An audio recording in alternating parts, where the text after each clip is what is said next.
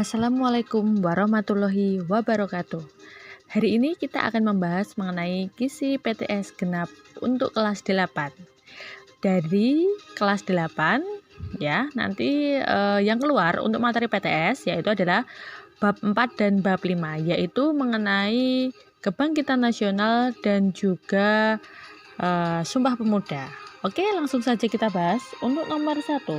Nomor 1 nanti ada soal mengenai tindakan VOC saat menjajah Indonesia. Tindakan VOC saat menjajah Indonesia itu banyak sekali ya. Contohnya misalkan ada kerja paksa, nah, kayak gitu. Ataupun kerja rodi. Atau juga ada sistem tanam paksa. Selain itu juga ada mengenai politik adu domba. Apa itu politik adu domba? Oke, politik adu domba ialah dia itu menghasut kerajaan-kerajaan yang ada di Indonesia, misalkan seperti itu. Atau misalkan tindakan yang dia itu membuat tidak bersatunya orang-orang yang ada di Indonesia waktu itu. Jadi melemahkan kerajaan-kerajaan di Indonesia, merusak sendi kehidupan masyarakat. Jadi kalau masyarakatnya itu dia sudah terhasut, nah itu pasti dia tidak akan berpikir secara jernih kayak gitu. Sedangkan kalau upaya kerja paksa atau kerja rodi, nah contohnya apa? Ini adalah masyarakat Indonesia diminta untuk membangun jalan sepanjang Anyer sampai Panarukan. Nah, kayak gitu ya. Itu untuk kepentingan militer. Nah, itu dilakukan pada saat pemerintahan Gubernur Jenderal Dendles. Nah, kayak gitu ya. Herman William Dendles kayak gitu. Terus juga ada sistem tanam paksa. Apa itu sistem tanam paksa? Yaitu adalah mewajibkan rakyat untuk menanami sebagian sawah atau ladangnya ya. Tetapi keuntungannya itu bukan untuk rakyat, tetapi untuk pemerintah Belanda. Dari pembahasan tersebut, berarti untuk nomor 1, 2, dan 3 di sana sudah saya jelaskan. Kita lanjut ke nomor 4. Ciri khas perjuangan bangsa Indonesia dalam melawan kolonialisme setelah tahun 1908. Oke, jadi di sini nanti akan ada tabel kayak gitu ya dari beberapa pernyataan. Kalau misalkan ciri perjuangan bangsa Indonesia setelah 1908 itu berarti dia sudah modern. Contohnya apa, Bu? Oke, misalkan di sini adalah dipimpin oleh kaum terpelajar ya, karena 1908 ini sudah mulai muncul organisasi-organisasi modern. Terus Indonesia juga sudah memiliki visi dan misi yang jelas untuk merdeka. Terus perjuangannya itu bersifat nasional. Kalau yang sebelum 1908 itu masih tradisional, di mana di sini dipimpin oleh bangsawan ya, raja ataupun tokoh agama kayak gitu. Bersifatnya kedaerahan. Contoh kedaerahan adalah antara daerah satu dengan yang lain tidak terjalin komunikasi. Jadi tidak ada persatuan dan kesatuan. Jadi misalkan Sultan Banten ya mereka berjuang hanya untuk di Banten saja. Sultan Hasanuddin ya untuk yang di Makassar saja. Seperti itu. Lalu bersifat spontan dan reaktif. Jadi ketika ada penjajah itu mereka tidak menerapkan strategi. Jadi mereka asal langsung menyerang ya. Maka dari itu tidak ada strategi, makanya kita mengalami kekalahan. Kita lanjutkan untuk di nomor 5. Jadi kalau tadi itu adalah ciri khas perjuangan bangsa yang melawan kolonial, kalau sekarang tokoh yang melakukan perlawanan. Nah, ini bisa setelah dan bisa sebelum. Kita bahas yang sebelum.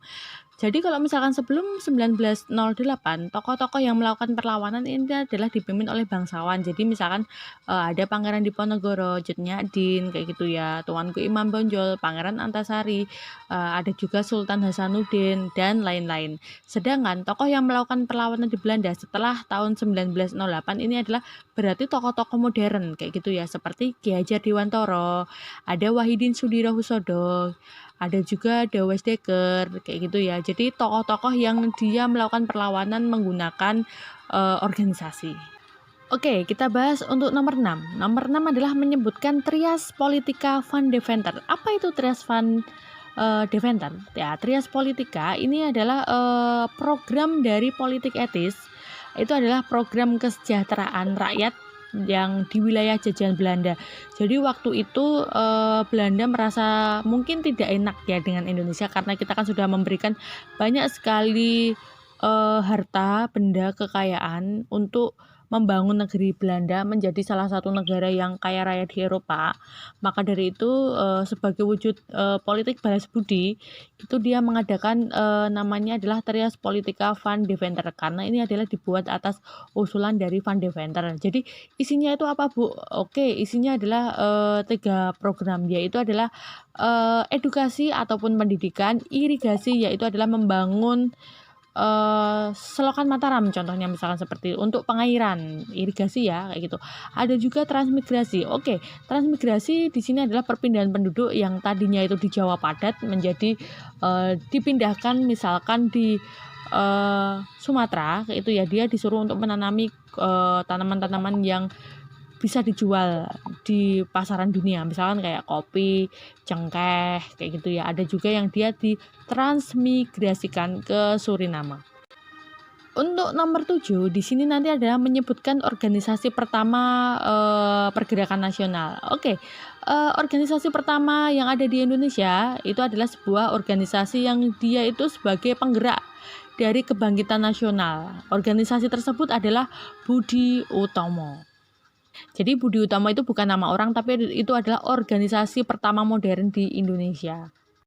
Kita lanjutkan untuk nomor 8. Nah, nomor 8 di sini adalah menjelaskan tujuan utama dari Budi Utomo ya.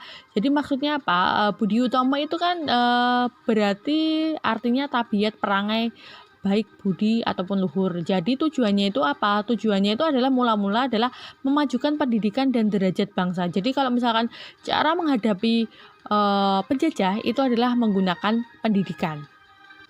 Lalu kita lanjutkan untuk nomor 9 menyebutkan tahap-tahap pembinaan persatuan yang ada di Indonesia. Jadi yang pertama adalah perasaan senasib. Nasibnya itu seperti apa, Bu? Nasibnya menderita. Makanya kita bisa bersatu karena adanya perasaan senasib. Kita nggak mau nih nasibnya gini-gini terus. Maka dari itu kita harus melakukan suatu gerakan untuk melawan penjajahan tersebut. Jadi dari perasaan senasib lalu ke kebangkitan nasional. Kebangkitan nasional itu adalah bagaimana cara kita untuk melawan penjajahan. Kalau misalkan menggunakan senjata kita kalah terus, berarti kita harus menggunakan cara yang lain. Contohnya adalah organisasi.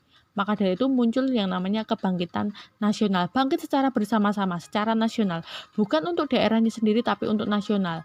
Lalu juga ada Sumpah Pemuda. Nah, Sumpah Pemuda ini di mana kita menegaskan identitas kita bahwa pentingnya persatuan itu ya. Kita bersumpah bahwa satu nusa, satu bangsa dan satu bahasa.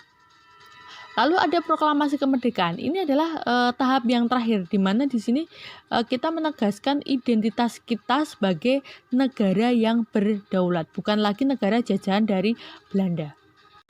Lalu untuk di nomor 10, di sini kan ada menentukan pelopor organisasi Budi Utomo. Jadi Budi Utomo itu dia diperingati sebagai Hari Kebangkitan Nasional ya. Lahirnya Budi Utomo itu adalah sebagai mendorong hari dari kebangkitan nasional. Lalu pelopornya itu mahasiswa dari mana?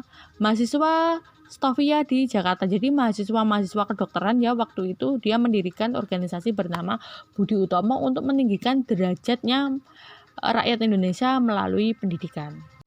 Untuk di nomor 11 ini adalah menyebutkan tokoh dari organisasi Sarekat Islam. Kalau kalian pernah nonton filmnya Guru Bangsa, Cokro Aminoto, nah, beliau adalah tokoh dari organisasi Sarekat Islam.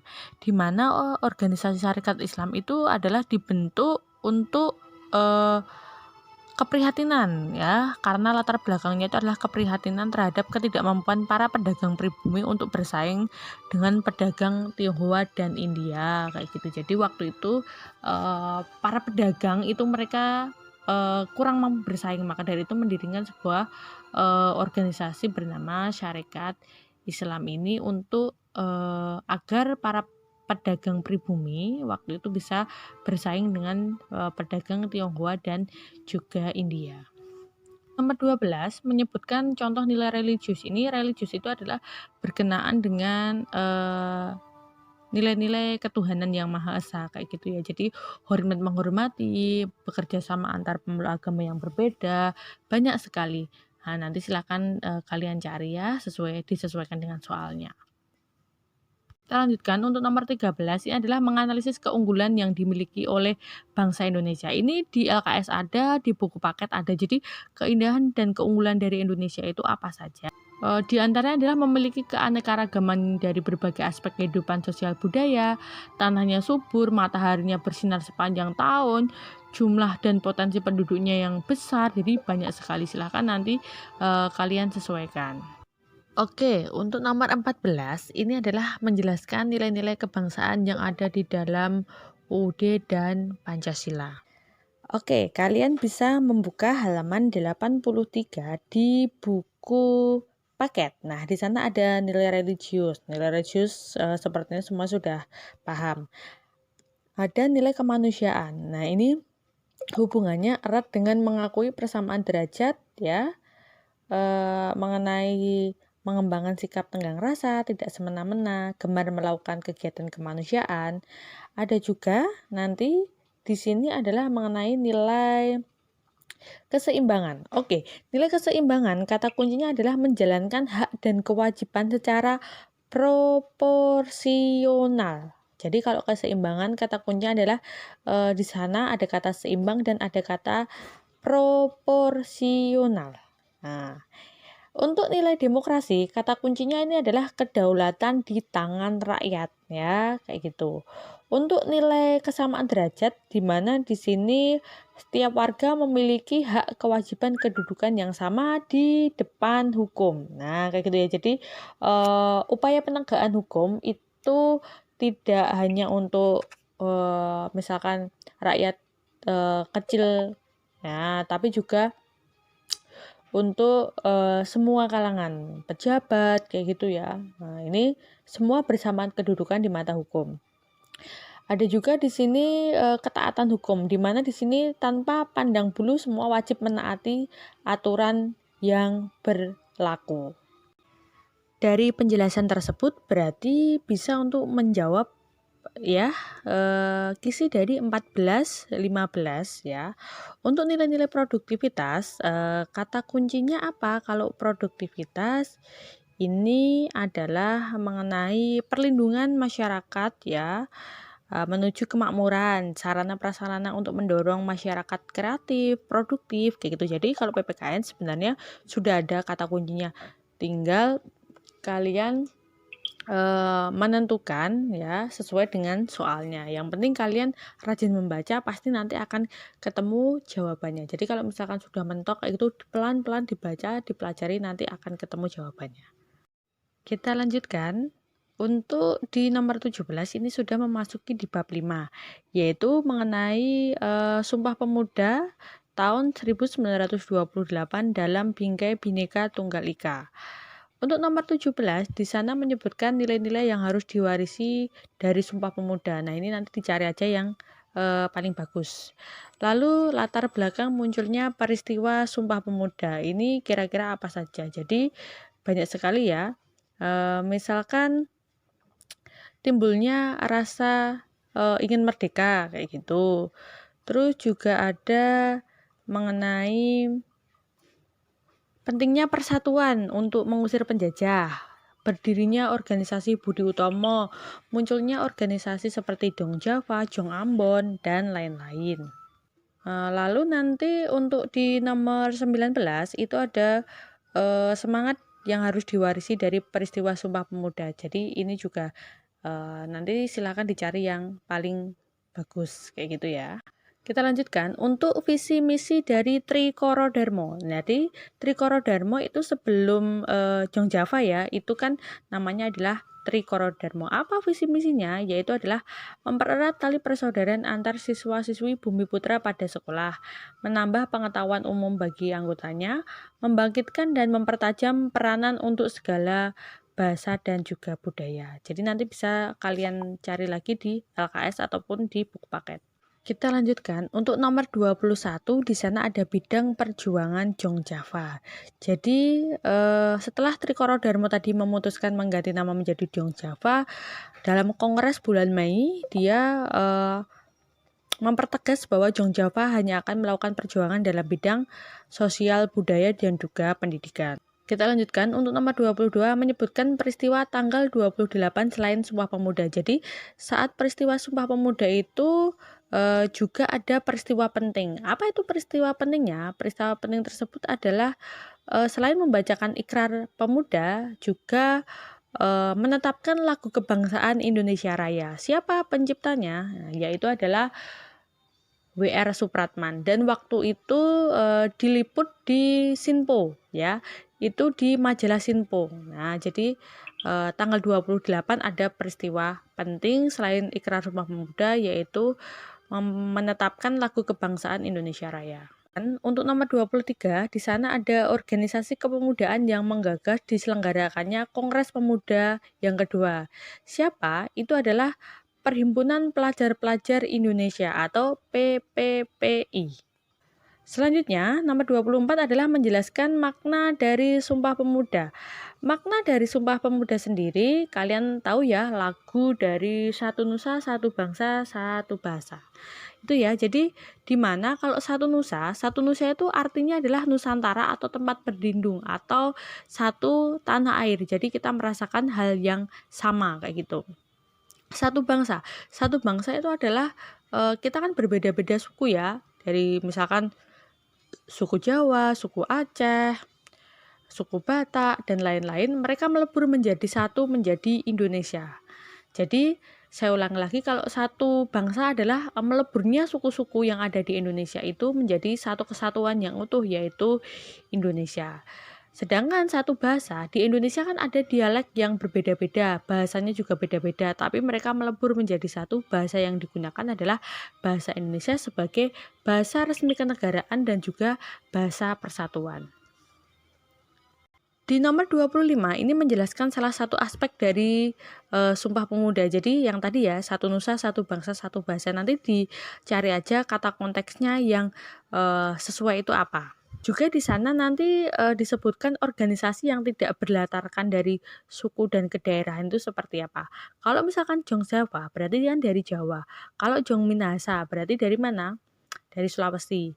Jong Ambon dari Ambon, kayak gitu ya. Jong Celebes dari juga Sulawesi. Nah, Jong Sumatranan Bon itu kan dari Sumatera. Jadi nanti dicari yang dia tidak berlatar dari kedaerahan. Saya lanjutkan untuk nomor 26. Jadi di sini nanti ada sebuah narasi tentang organisasi yang dia itu berasal dari salah satu daerah. Jadi nanti bisa dilihat daerah itu mana, berarti nanti langsung bisa terjawab ya. Nah, misalkan tadi ada Jong Java, Jong Celebes, Jong Islam dan Bon, kayak gitu ya. Ada Sekarukun dan lain-lain. Jadi nanti silahkan untuk disesuaikan dari soal tersebut. Saya lanjutkan untuk nomor 28 ya. Di sini nanti ada tentang peran pelajar mewarisi nilai-nilai kebangsaan kayak gitu. Jadi kalau tadi nomor 26 dan 22 adalah organisasi yang modern yang ada di saat Sumpah Pemuda. Untuk nomor 29 di sana nanti ada ikrar ya, mengurutkan ikrar Sumpah Pemuda. Kata kuncinya adalah satu nusa, satu bangsa, dan satu bahasa. Nah, nanti silahkan untuk disebutkan ya, ataupun nanti untuk diurutkan.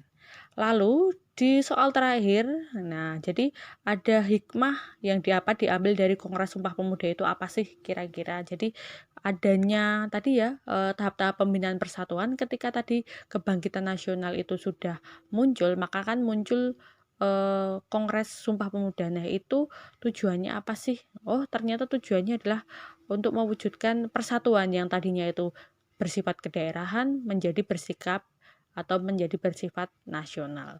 Oke, itu saja pembahasan untuk KISI di kelas 8 ya. Jangan lupa belajar, dipelajari buku LKS dan juga PowerPoint yang sudah saya share. Terima kasih, sekian. Assalamualaikum warahmatullahi wabarakatuh.